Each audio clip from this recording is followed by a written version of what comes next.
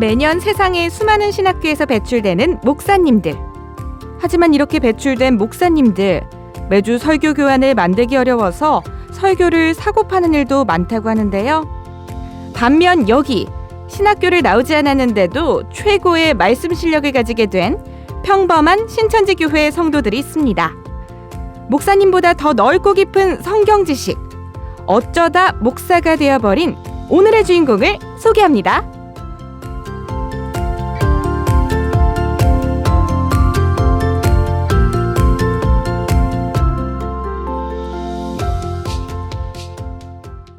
사랑하는 성도님들 안녕하세요. 어쩌다 목사가 된 리엘입니다.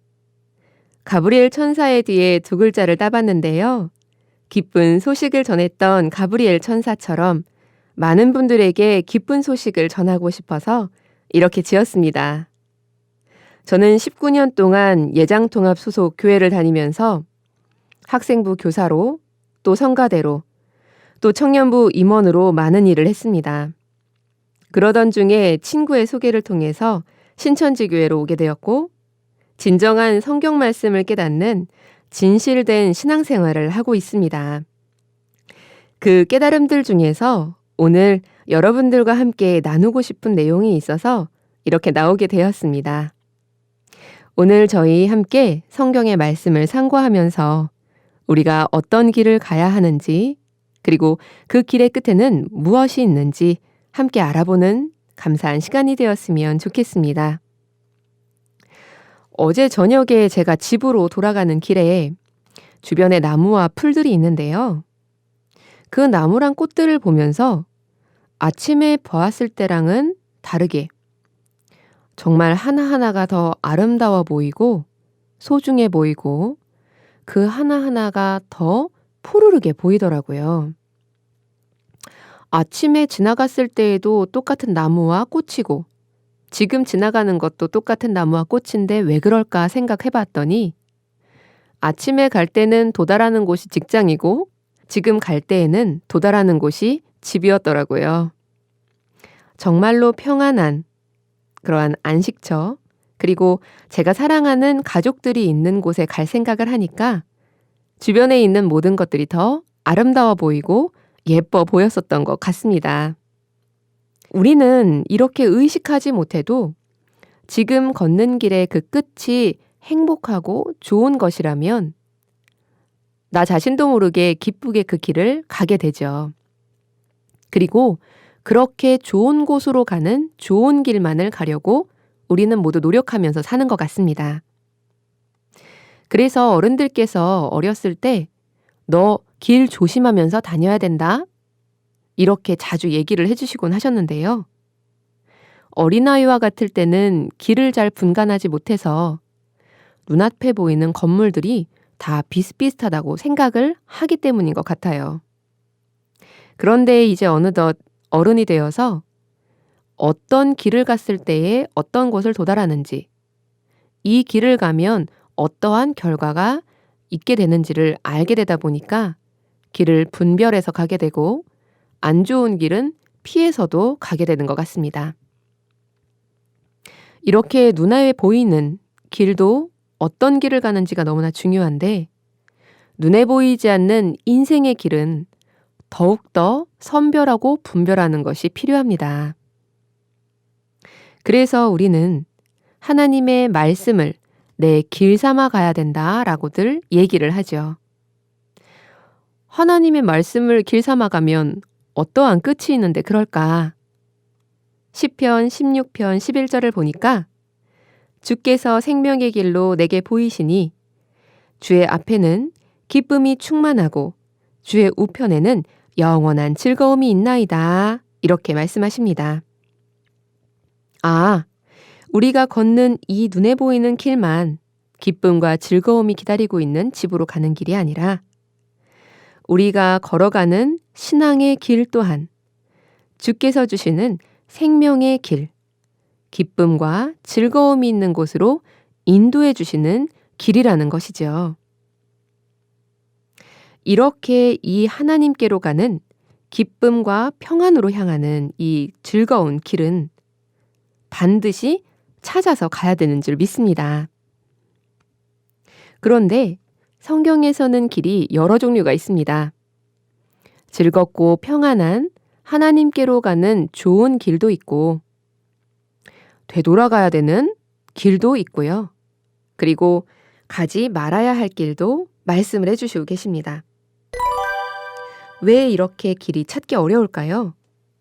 호세아서 5장 6절에는 저희가 양떼와 소떼를 끌고 여호와를 찾으러 갈지라도 만나지 못할 것은 이미 저희에게서 떠나셨음이라, 이렇게도 말씀하시고, 로마서 11장 33절에는 깊도다 하나님의 지혜와 지식의 부요함이여 그의 판단은 측량치 못할 것이며 그의 길은 찾지 못할 것이로다, 이렇게까지 말씀을 하십니다. 이유는 잠언서에도 써 있듯이 악으로 달려가는 길이 있기 때문인데요. 사단 때문이겠죠. 이러한 사단의 말에 우리가 속아 넘어가서 안 좋은 곳으로 가게 되기도 하는데, 그런데 처음부터 그런 것만은 아닌 것 같습니다. 이사야서 37장 29절에는 네가 나를 거스려 분노함과 내 오만함이 내 귀에 들렸으므로 내가 갈고리로 내 코를 꿰며 자갈을 내 입에 먹여 너를 오던 길로 돌아가게 하리라, 이렇게까지 말씀을 하시거든요. 우리는 이렇게 오던 길로 돌아가는 사람들 되면 정말 안 되겠죠. 이렇게 길들도 많고 그 중에 악으로 향해 달려가는 위험한 길들도 많은데, 이러한 상황에서는 어떻게 해야 생명 되시는 하나님을 만나서 그 길을 찾아 우리가 결국 평안한 안식과 즐거움을 얻을 수 있는지, 우리는 전도서의 말씀처럼 하나님께서는 이미 지난 것을 다시 찾으시느니라 라고 기록이 되어 있는 바, 역사를 통한 믿음의 선진들의 간 길을 통해서 우리가 오늘 반드시 가야 되는 길에 대해서 알아보도록 하겠습니다. 먼저 가지 말아야 할 길을 갔었던 분들을 보시겠는데요. 우리가 너무나 잘 알고 있는 아담이 있습니다. 이 최초의 사람 아담은 정말 대단했었던 사람이었지만, 하지만 정말 안 좋은 말도 많이 듣는 것 같아요. 이 최초의 사람 아담은 하나님께 생기를 받아서 생령이 된 사람이었습니다. 모든 것을 따서 식물로 삼을 수 있었고, 모든 동물에게 이름을 부여하기도 했었던, 하나님과 대화도 하고 같은 공간에서 하나님께서 거니셨다라고도 표현돼 있을 정도로 하나님과 가까운 관계였습니다. 정말 사랑하고 사랑받았던 그러한 사람이었던 거죠. 이렇게 모든 것이 허락되었지만 아담이 가지 말아야 되는 단 한 가지 길이 있었습니다. 그것은 바로 선악과의 길이었죠. 선만 있었던 아담에게 악이 들어가게 되면 악에 대한 결과로 죽음이 있을 수밖에 없었기 때문에 아담은 그 하나님의 말씀을 반드시 지켜서 생명을 지키는 길로 갔었어야 했습니다. 하지만 아담은 그 생명의 길을 지킬 수 있는 길을 버리고 되돌이킬 수 없는 죽음의 길로 가게 되었는데요. 그 길은 바로 선악과를 먹은 하와의 길을 따라간 것이었습니다. 생명을 주시는 하나님의 말씀보다 이미 뱀의 말을 들어 선악과를 따먹어버린 하와의 말을 더 따라 듣게 되어버렸기 때문에 그 죽음의 길로 스스로가 걸어가게 된 것이었어요.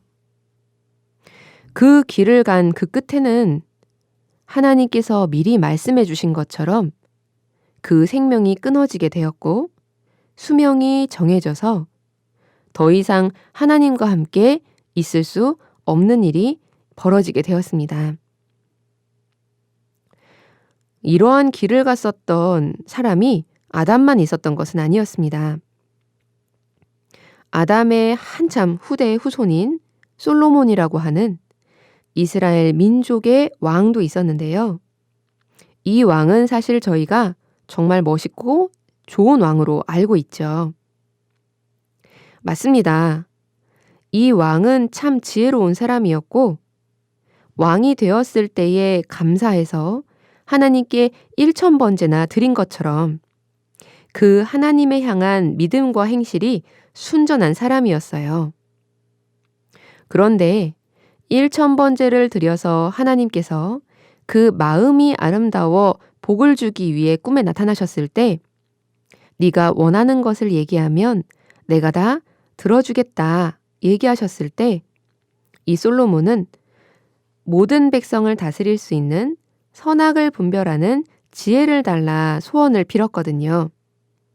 하나님께서 보셨을 때의 그 마음은 정말 너무나 아름답고 예쁜 마음이어서 하나님께서는 그 복뿐만 아니라 많은 물질과 명예와 권세까지도 다 솔로몬에게 주셨을 만큼 그 전후로도 후로도 이러한 자가 없다 얘기하셨을 만큼의 많은 복들을 주셨습니다.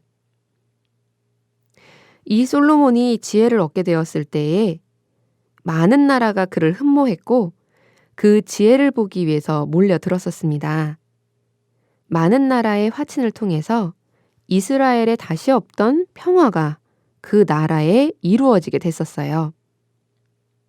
그런데 그 평화를 유지하기 위해서 하나님을 믿지 않는 이방 민족의 여인들과도 많은 결혼을 했는데 후비가 700, 빈장이 300이라고까지 하는 약 1,000명의 여인이나 솔로몬과 결혼을 한 일이 있었습니다. 하나님께서는 이스라엘 민족에게 대대로 절대로 하나님을 믿지 않는 민족과의 결혼을 금지하셨었는데요.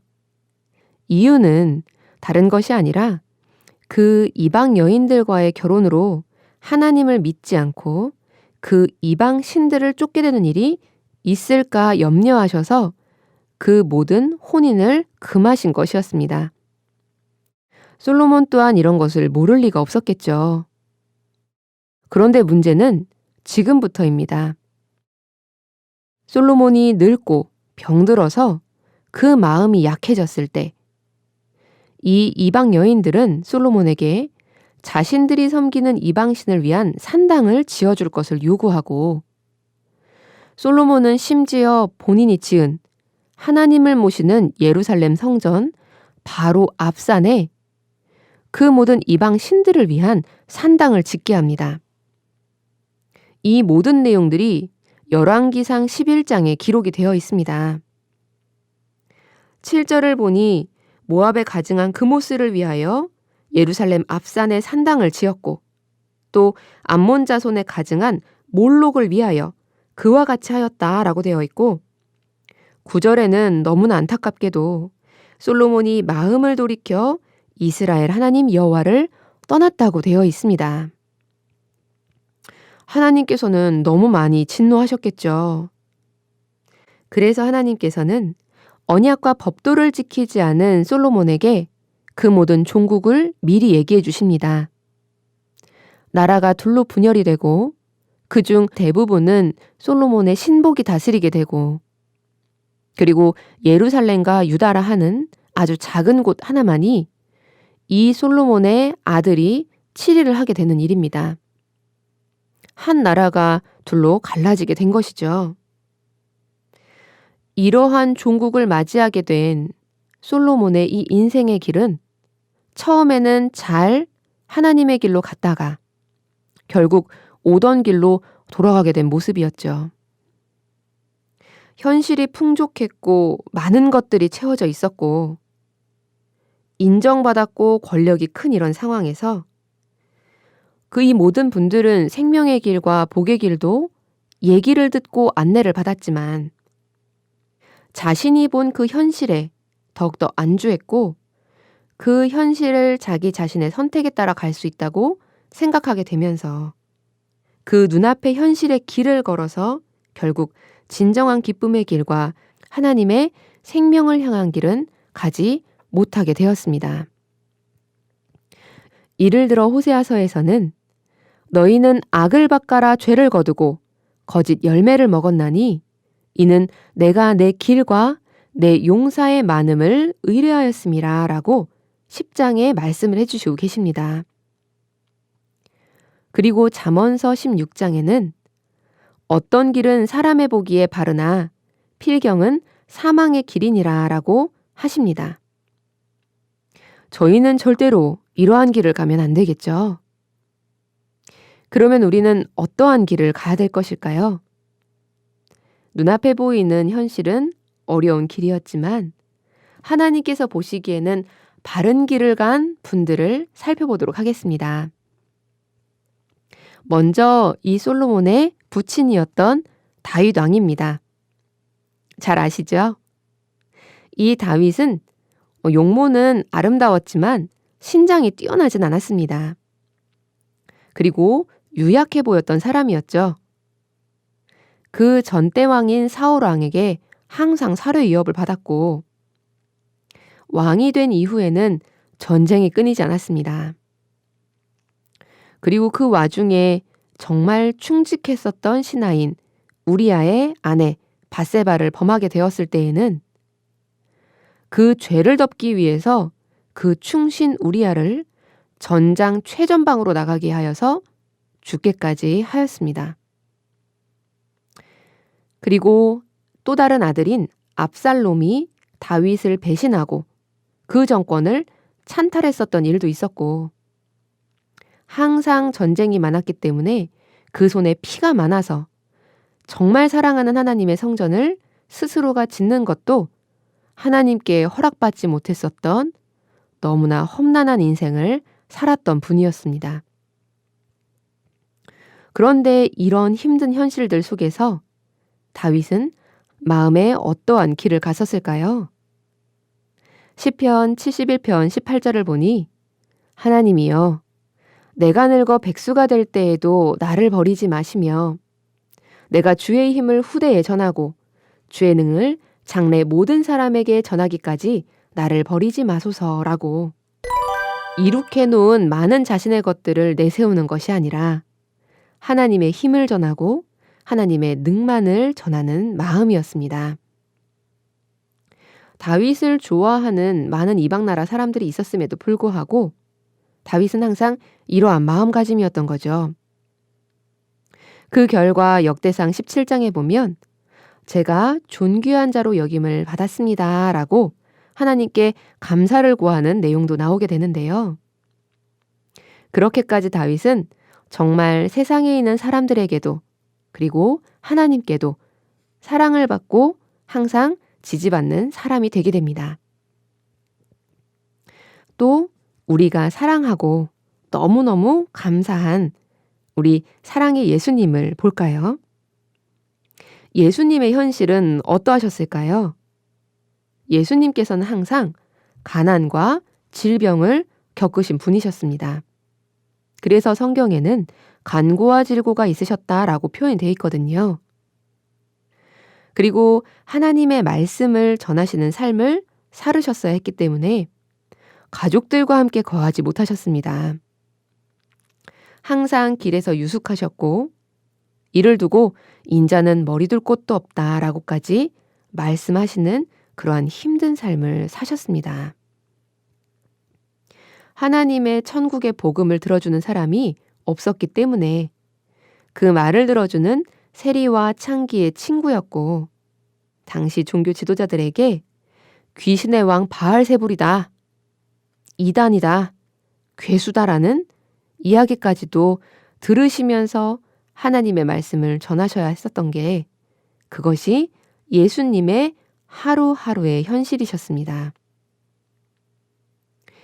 그럼에도 불구하고 인류의 죄를 사해야 되는 하나님의 길을 완성하셨어야 됐기 때문에 예수님께서는 겟세마네 동산에서의 처절한 기도, 아프고 힘들었고 외로웠었던 그 골고다 십자가의 길을 마다하지 않고 걸으셨고 그 모든 피를 흘리시고 모든 사람의 죄를 대속하여 주신 분이 바로 예수님의 길이고 예수님이셨습니다.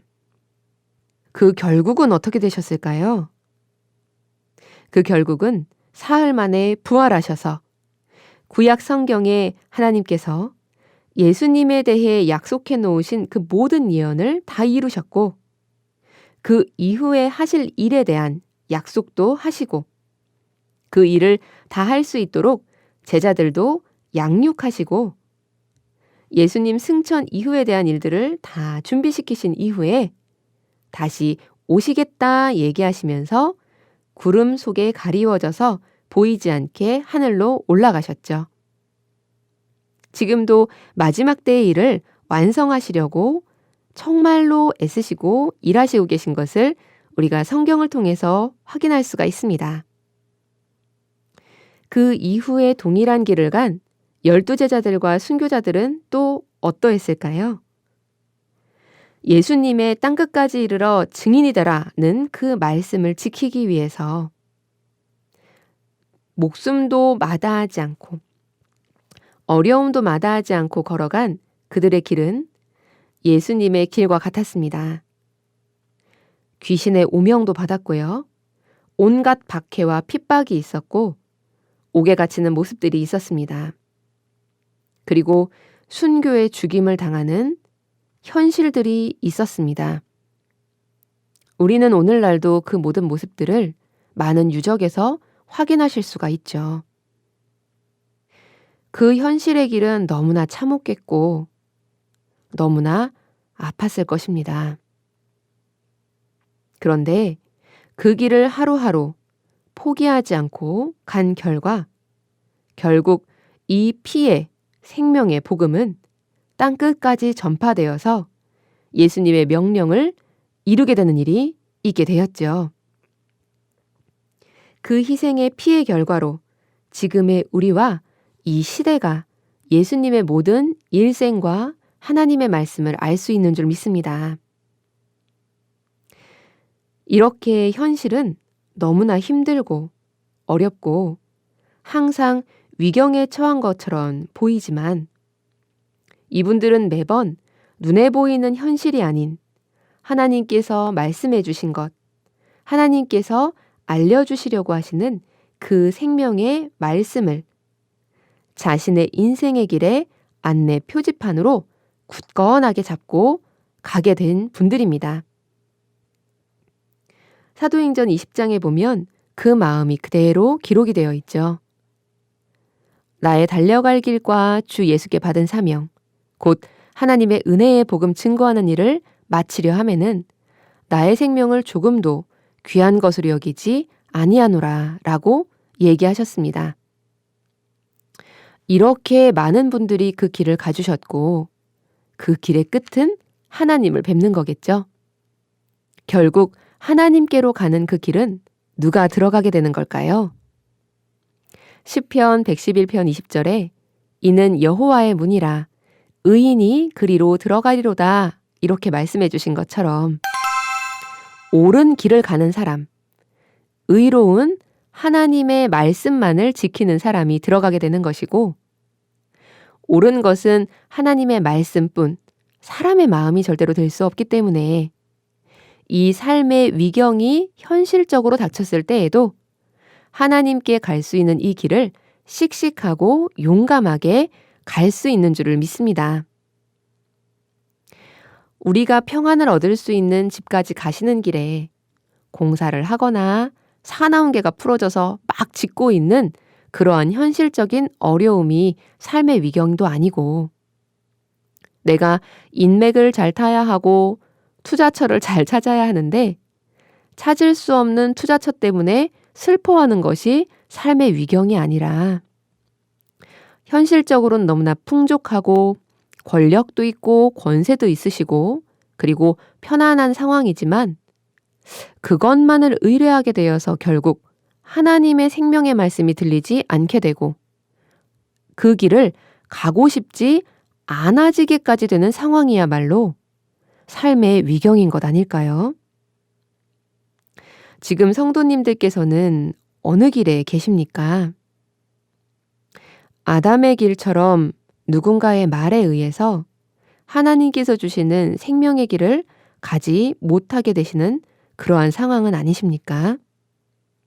아니면 솔로몬과 같이 눈에 보이는 많은 재물들, 그 재물을 지키게 하기 위해서 갈 길을 알아도 갔다가도 다시 돌아가고 계시진 않나요?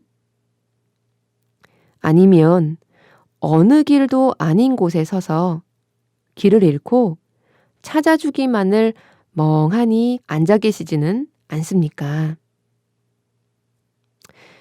이러한 인생길의 위경이 혹시 지금이 아니신가요? 그렇다면 이렇게 위경에 빠져 있을 때 나는 어떻게 해야 될 것인가? 그래서 그 위경에서 나와서 진정한 평안을 주시는 하나님께로 갈 수 있을 것인가? 성경을 통해서 또 봐야 되겠죠? 시편 107편 20절을 보니 저가 그 말씀을 보내어 저희를 고치사 위경에서 건지시는도다 라고 말씀하십니다. 말씀은 항상 책에 글로 있는데 어떻게 글씨를 보내실까요? 말씀을 가진 어떠한 사람을 보내어서 우리를 만나주시고 고쳐주시는 것 맞는 줄 믿습니다. 그래서 그 말씀이 들리게 하여 주셔서 말씀이 들리지 않고 보이지 않는 위경에서 우리를 건져주시는 것이 맞지 않습니까?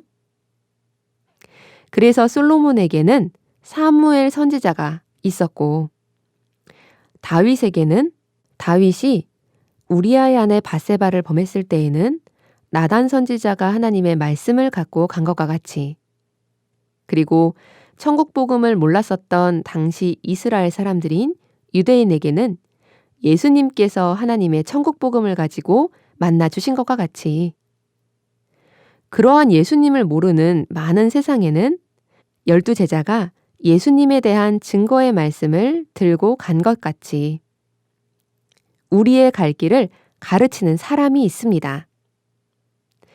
하나님께서는 예레미야서에 우리의 갈 길과 할 일을 보이시는 분이라 하십니다. 그러면 지금의 저희에게도 이 갈 길과 할 일을 보여주시겠죠.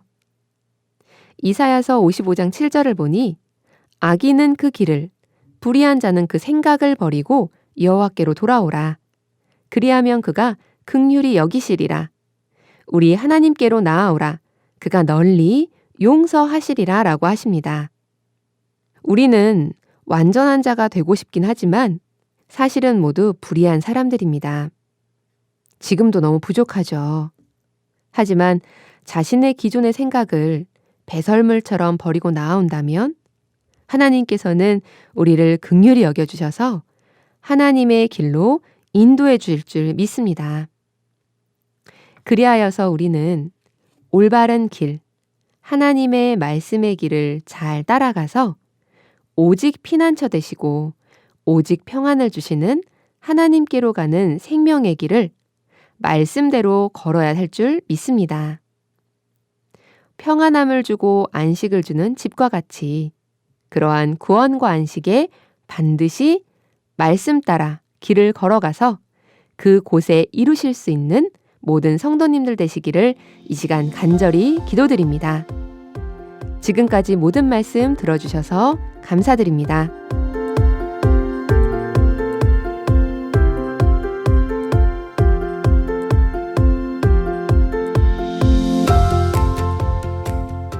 어쩌다 목사는 청취자 여러분의 참여를 기다리고 있습니다. 당연히 오직 성경 기준으로 한 설교여야겠죠. 자신의 설교를 공개하고픈 분은 scjpod@gmail.com으로 연락주세요.